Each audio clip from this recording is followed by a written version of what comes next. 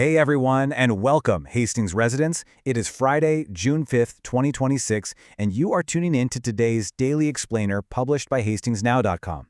We've got an awesome briefing lined up for you today, perfectly tailored for our beautiful River City community.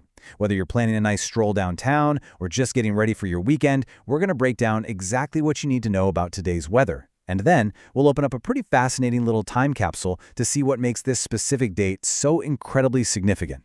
It's got a great vibe today, so let's get right to it. Okay, let's dive into this. Right off the bat, we're looking at an expected high near 84 degrees Fahrenheit for our Friday. So yeah, it's going to be a warm one. And as we move into Friday night, we're expecting a much more comfortable low right around 60 degrees. Now, this high of 84 really sets the baseline for our day.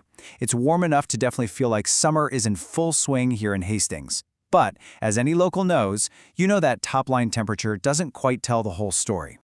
To really get a handle on today's forecast, we kind of have to look at the narrative of how the day shifts. We're truly looking at a tale of two very different halves of the day. We're starting off with a really quiet, mild morning. It's fair, it's pleasant.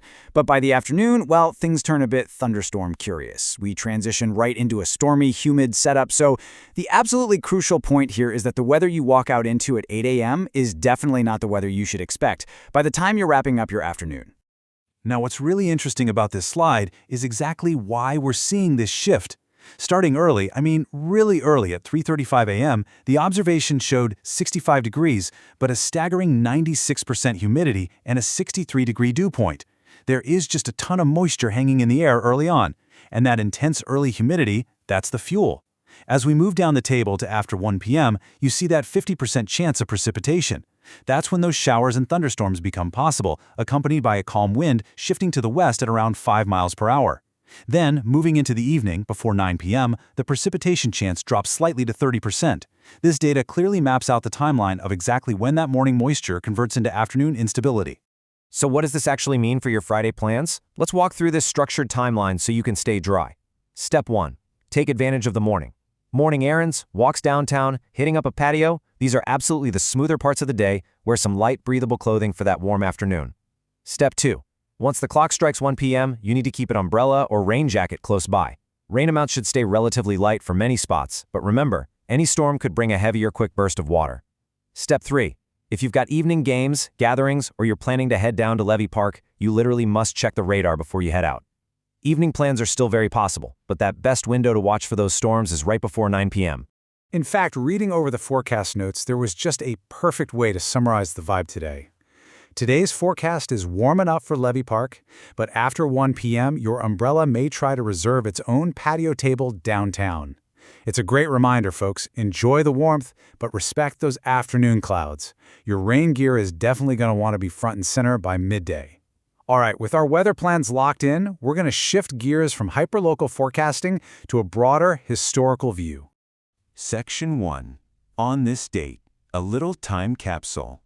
Let's move to this timeline and see how this builds. We're looking at 3 vastly different but profoundly impactful milestones that all share this exact date on the calendar, June 5th.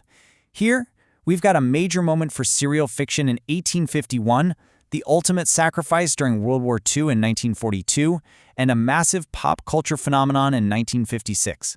Let's break down exactly what happened on each of these days. We'll start with a solemn and highly localized connection to our region. On this date in 1942, Captain Richard Eugene Fleming died during the pivotal Battle of Midway. The Congressional Medal of Honor Society lists his action date for the Medal of Honor as June 4th through the 5th. And what makes this incredibly poignant for us today is that Captain Fleming was actually born right nearby in St. Paul and is accredited to Minnesota.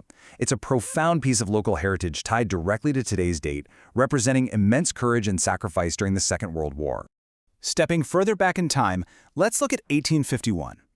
On June 5th of that year, a newspaper called the National Era, which was an abolitionist weekly paper based in Washington, D.C., began publishing a news story in serial form. That story was Harriet Beecher Stowe's Uncle Tom's Cabin. This is such a fascinating historical marker because it's the very beginning of what would later become a massively best-selling book.